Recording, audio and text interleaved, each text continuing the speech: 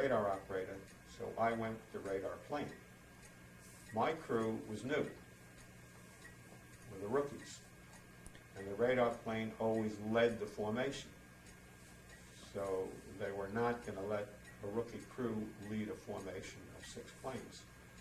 The concept being that your lead plane has the radar, so that when it's socked in clouds underneath, and you can't see the target, the radar can see the target, and as the radar operator, you actually took over the steering of the plane, control of the automatic pilot, going into the target, and then going into the bomb run, and you actually had a little toggle switch, or I did, and that dropped the bombs.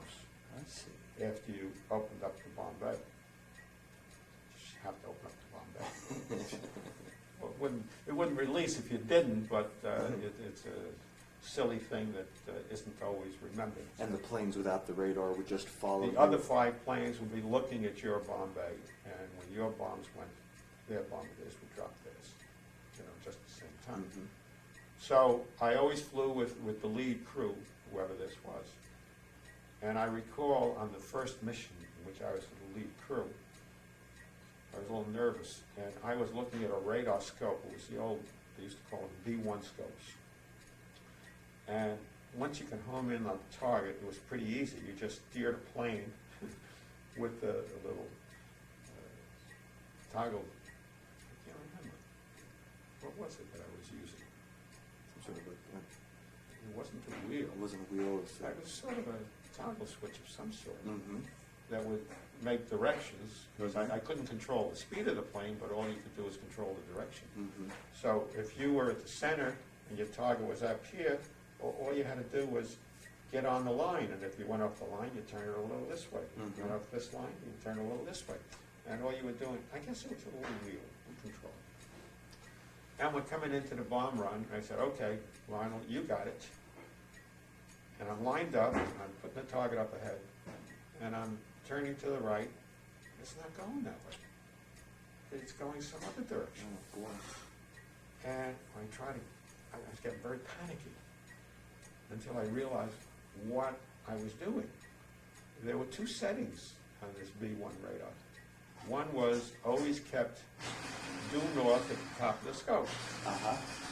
And the other was to get your target or your direction at the top of the scope. And I had never switched over to put the direction at the top of the scope. I see. And I was panicking until I realized what it was. But you did I said, think my of it. God, Uh-huh. what am I doing? I switched it over and had a big hurry-up adjustment to get back on, and we were back on target. Uh-huh. The comments I got when we landed were, boy, that was the greatest bit of evasive action we've ever seen. I don't know whether I ever admitted this to anybody else. So Yeah. Seeing this on tape, maybe the first time, Uh-huh. I'm emptying myself. I Yes. felt awfully stupid.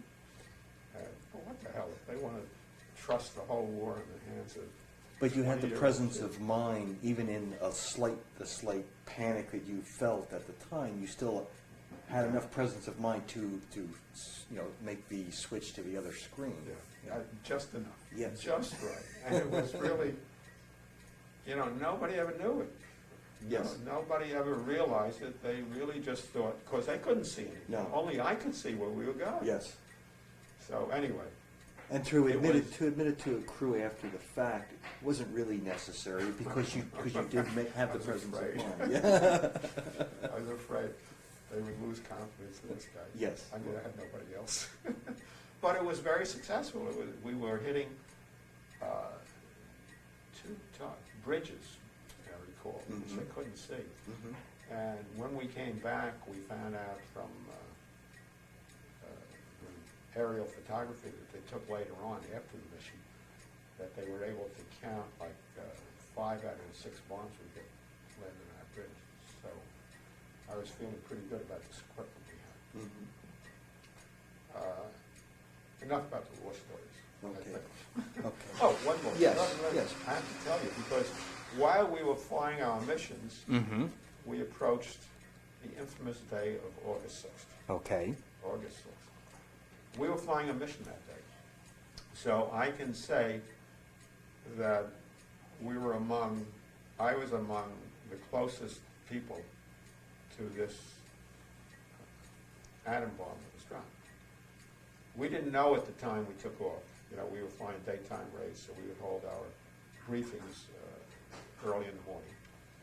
And the briefing officer told us, look, here are your targets, and I can't remember what it is, but under no circumstances do we want you within 50 miles of Nagasaki, Hiroshima, and some tertiary target. Mm-hmm. I can't remember the name of it. It was not Kagoshima, because we hit Kagoshima one day, but some other target.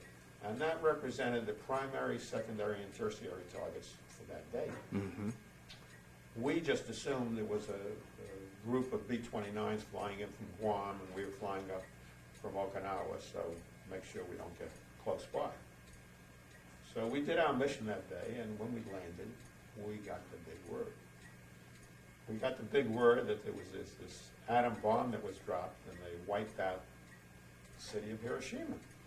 Well, after we found out what it was amazing how many people recalled looking out their windows and seeing this mushroom cloud. You know, I can't separate fact from fiction, and frankly, I was looking into my radar scope at the time that we were over there, so I never saw anything outside. Mm-hmm. Mm-hmm. But some people claim they saw this cloud. We were probably, well, if we weren't closer than 50 miles, we were probably closer than 100 miles Mm-hmm. to where the bomb was dropped. So of course, everybody's pretty excited because, you know, it's funny the kind of talk that's going on now about whether we should or shouldn't have dropped the bomb. Yes. That question never came up at that time. That No. was, you know, end the war. What are Yes. you talking about? In the meantime, everybody was preparing for an invasion of Japan. Yes. Now, knowing the tremendous losses they had in Okinawa, and by the way, we landed on Okinawa before it was considered secure. Mm-hmm. So I earned an Okinawa battle star. I see. It was very funny. You know, the poor infantry go out there and they fight in the mud and everything, and they'd be there 6 months, and they'd be lucky if they get one battle star. But when you're in an airplane and you're making all of these distances, I was overseas 9 months and earned 7 battle stars. Uh-huh. Uh-huh. Got a battle star for the Philippines because my group hit there.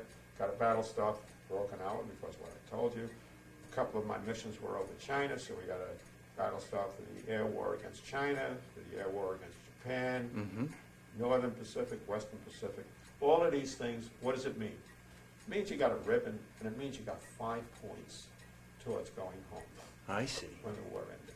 After Hiroshima, how much longer were you overseas before you came back to the United Well, States? Hiroshima was August 6th, Yes. and we hoped that that ended the war. Yes.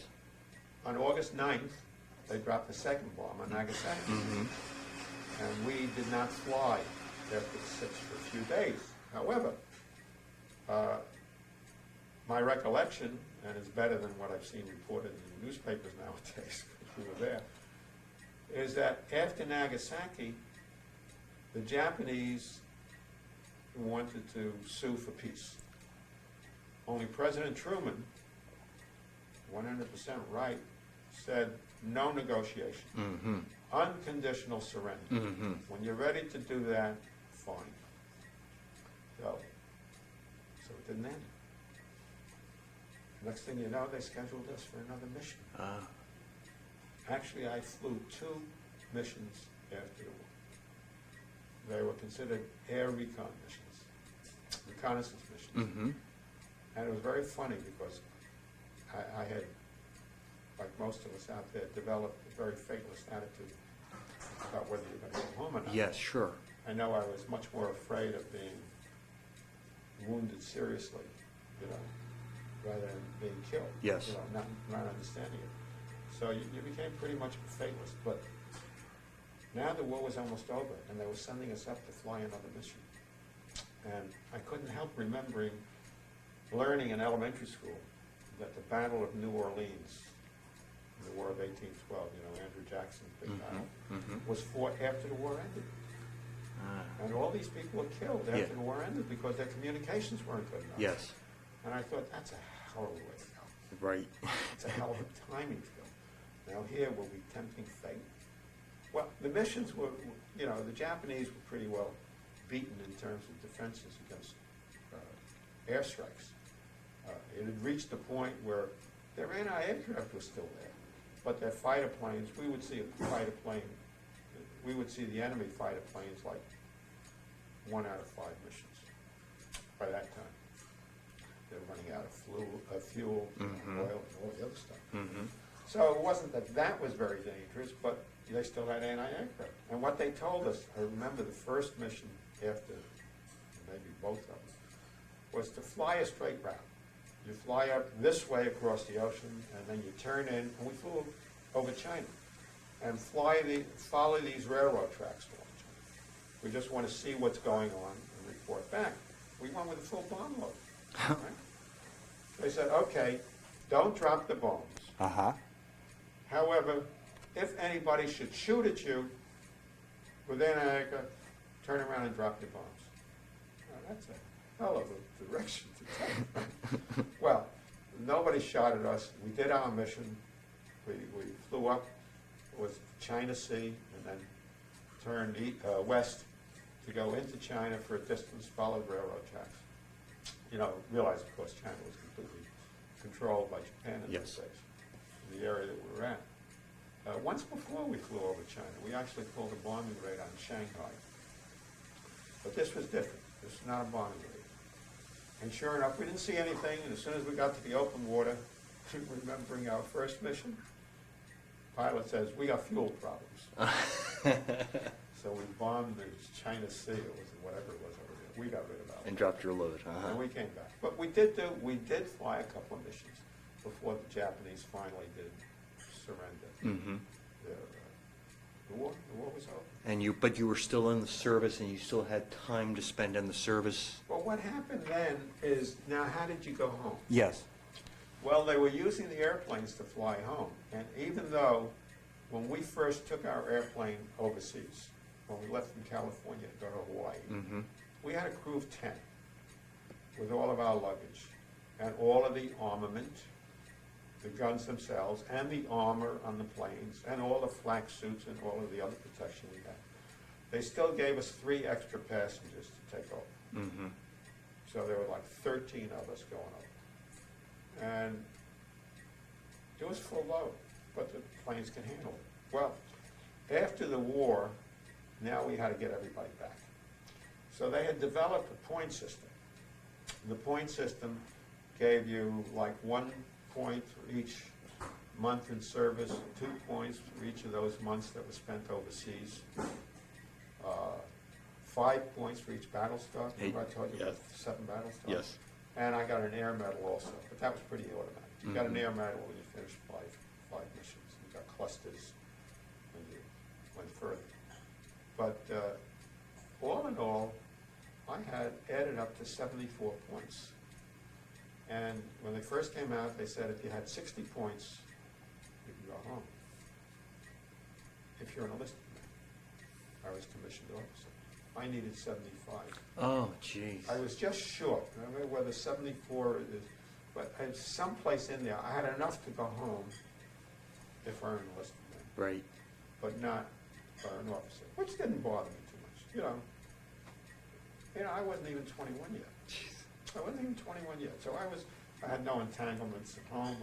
I hadn't yet met Anita, so that's fine. Did you become part of the occupation of Japan, or? No, but what it was is that since I want to get back to the story about the Okay. airplanes, because I told you how loaded we came over here. Yes. Well, they were going to use the planes to carry people home, Mm-hmm. and rightfully so, they wanted to get some of the Air Corps was part of the Army in those days. It was Mhm. not Air Force yet, Mhm. so it was still Army Air Corps. So, of course, they wanted to get home some of the other guys, some of the infantry people, and the people who have been out there much longer and been through a lot more than I was through. Mm-hmm. So it made sense that they were going to put as many of those on the planes as they can in the order of how many points they earned. And they said, well, we have what they call the skeleton crew of an airplane, which was the pilot, co-pilot, the engineer, the radio operator, and the navigator. Mm-hmm. Mm-hmm. So as long as you sent the plane back there, those guys would go back no matter how many points they had. Yes. So they're gonna fly the plane. Right. Now, I was a navigator, but I was not a navigator on our airplane. I was a radar operator. Yeah, I see. So I was not part of the skeleton crew. Uh-huh. So I did not have enough points to go home. Even though they had stripped the airplane of all the armament, you know, I took off all this weight, nobody had black suits anymore, and they still restricted it. The ATC took over. The Air Traffic Command took over the responsibility of getting the boys home. And they set the rules. And now they weren't gonna have anybody get lost or have a plane crash on the way home, so they were super conservative. Mm. So I think they added like 5 people to each plane, plus the skeleton crew. So they were flying home like 10 at a time. Mm-hmm. And it wasn't my turn. So what did they do with us? They sent us, I got orders to go up to wait in Japan and probably go home by ship, which is the way I eventually went home. So they gave me orders to go up to Tachikawa, which was an air base outside of Tokyo. And they attached me to the Troop Carrier Command. Well, as luck would have it, I was in contact with my friend Saul Fishman, and Saul's a year younger than I am, so he got into the Army later and had less time in service, but I think he became a radar specialist also, and he was attached to this Troop Carrier outfit, which was the same one that they were going to attach me to, so it was sort of interesting. So when I finally got up to Japan, and now the war was over, Japan, Tokyo was really leveled. There wasn't much to see in Tokyo, and there's nothing there that resembles what Tokyo looks like today. Mm-hmm. And they put us up into a BOQ, a Bachelor of Officers' Quarters, which were outside of the airbase. So I knew that this was where Saul was, and as soon as I got up there, I went looking for him to ask him. And I found his area where he was sleeping, and they said he was out on a basketball court. Saul and I really made our original acquaintance because we played basketball. Mm-hmm. And here it was almost 3 years, probably, since I had seen it. We were in correspondence, so that I went out to the basketball court, with my hanger down the basketball court, and there's Saul out there. Hey, Saul. He says, Lionel, boy, am I glad to see you. Take your shirt off, we need another man. And almost before he said hello, I was out there playing basketball. Uh-huh. Very nice. Interesting. Yes. A few interesting experiences while there, too. Some of which had to do with my ability to drive a Jeep again. I told that story before, Mhm. about Hawaii. Mm-hmm. Well, still, everybody assumed that everybody else could drive a car. And one of the things that happened is my roommate in the BOQ was some guy from the Bronx, and he was waiting to go home, but he had fewer points than I did. So they gave him a job up there. See, I had no job. I had no assignment. My only concern was to put in 4 hours of flying time a week, so I get my flight pay. Mm-hmm. That's the way they paid. It was 50% flight. Mm-hmm. Whatever the base salary was, as long as you were on flying status, you got 50% more. And of course, I was on flying status, but now there was no more war, so how do you put in your time? One of the things that I did is and you were able to carry the hours over 1 month, forward, backward. Let's see, this would have been December. Of 45. I'm trying to, August, probably September 2nd was the end of the war, officially. And I must have gone up early October. Gee, did I spend that much time up there? That's surprising. Because I remember I left there just after Christmas. So I must have been up in Japan a couple of months with really nothing to do except getting my flying time. So I managed to go down to the airfield, and they were pretty good about this. I said I wanted to put in some time.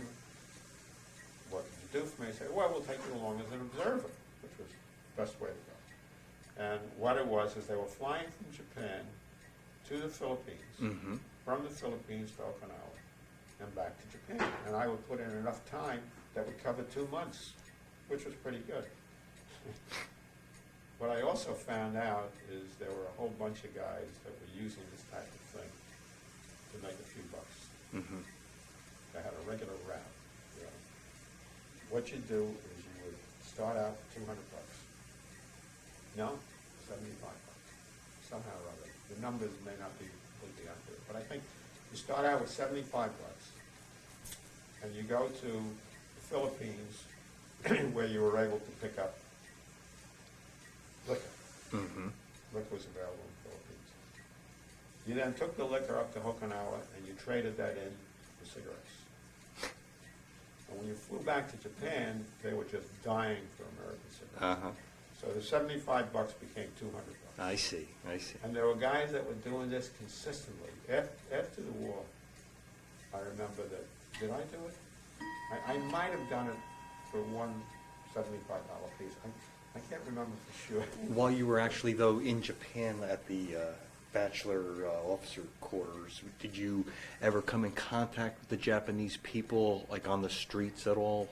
Not really. No, I wondered about Because that. there was no interplay at all. I went into Tokyo a couple of times.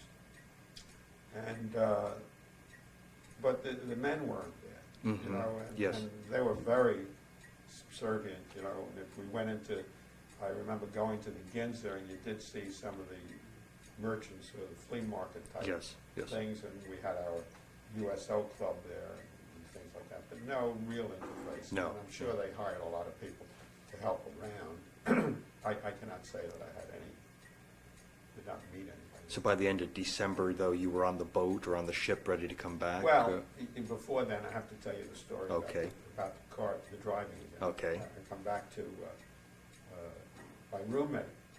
Since he was the motor pool officer, he said, look, he says, anytime you want a Jeep, just let me know. You know, I'll give you a slip of paper, you go down there and you check out a Jeep. So I spoke with Saul and his friends, and Saul had learned how to drive trucks. You know, whatever he was doing there, somehow or other, he knew and his friends knew. So I said, look, I can get a Jeep, you know, and let's go take a drive into the mountains. Mount Mhm. Fuji was one of the places we wanted to go to. So I can't remember the name of the roommate I had. But anyway, I said, yeah, I'll take you up on that. He said, sure, here's the pass. And he said, and we were about a mile from the airbase, and it was a straight road. And generally, you just got on the road and hitched a ride, and somebody would pick you up. He said, oh, do me a favor, will you? My Jeep is downstairs, and it needs a tune-up. So take it in with you, you know, and then you won't have to hitch a ride. There I was again, taking this Jeep. Should I tell him I don't know how to drive? I tell him I don't know how to drive, he won't give me the Jeep. Tell him I wanted for some, Saul was an enlisted man in those days, and there really was a caste system. And I'm sure, Mhm. I felt sure if I told him that I couldn't drive, I wouldn't get the Jeep. Right. So I didn't. So, okay, where's the Jeep? Where's your car parked? Where's your Jeep parked? And so it's parked right in front of the BOQ. So I'm going down there, I'm saying, wow, I can handle this. I mean, so what if I don't do it smoothly? So I go down, and this BOQ was like a Georgian-style entrance with big posts over on this side. And his Jeep is parked facing the bushes and facing the building. So I said, well, all I got to do is back it up and gun it, and off I go. Well, I don't too many people remember that these Jeeps were not automatic. Right. I mean, you really had to clutch in and clutch out properly, and I'm sure the drivers had no problems at all. And now all the kids want these manual shifts right now, and I guarantee you that the manual shifts in those days were not as smooth as what we had here. Mm-hmm. They had a habit of cutting out on you. Uh-huh. So there I was in this Jeep, and I'm putting it into reverse, you know, with a hand clutch. And, yeah, this had the floor clutch. Stick, uh-huh. Putting it into reverse and backing it up. He kept cutting out on me. have to start it up again. And I couldn't get the timing right, you know, you had to clutch in at the same time. That's right. Release the clutch and press on the gas. And remember, I never drove a car except this experience in Hawaii. And here I was now in this situation. I'm only afraid that people are gonna hear me Yeah. with this, making all this racket. It sounded like somebody's gonna come out and say, what's going on? You know, how do I go over to somebody and say, help me out, back out the Jeep, and we'll put it, well, it had just enough room, and I said, this isn't working. And there was nothing on my left. So I turned the wheel as far to the left as I could. I figured I'd done it. And we looked, and I said they had these Georgian coastals here, and the building here. It's probably wide enough to put through 2 trucks through, but to me, it looked awfully narrow. But that was the only way I was gonna get this Jeep started. And sure enough, I put it into first gear, clutched in, and zoomed it out. Got out on the road, and I wasn't gonna let that thing stop for nothing, you know, whichever way. So I pulled the thing into the garage, to the motor pool where I had it. And Saul and a couple of his friends were waiting there. So we made it. They gave us a Jeep, and like a big shot, I told Saul, here, You go ahead and drive? actually, it was one of his friends. So we did take a drive into the mountains, and we didn't know where we were going. And the mountains were could have been pretty scary by themselves, you know. They didn't have the kind of controls that we see as you're going up the mountains like this. Yes. All of a sudden we think, we've gone far enough, let's turn around and go home. There's no place to turn around. Oh, jeez. So we let the driver worry about that. We all got out of the Jeep and directed him to make a quick U-turn on this Mountain one road. lane, it seemed Yeah. like a one-lane road. So I did see Mount Fuji at those days. Mm-hmm. And that was my experience there, waiting to go home. A couple of things, you know, I mentioned before, every once in a while I talk about the caste system that did exist Yes. between officers and enlisted. Someplace in the past, I explained that I went in for aviation cadets because it somehow seemed like a much cleaner life than the infantry. Mm-hmm. Made more sense to do it, and there were certain benefits. Saul, very proud guy. I don't know that I've told this story in front of him again, or what it was, but when I went and spent time in his cubicle, and they said, well, you know, let's, you know, we had these K rations, which were like bacon and stuff, Mhm. so we'd have make some ham and eggs and stuff like that.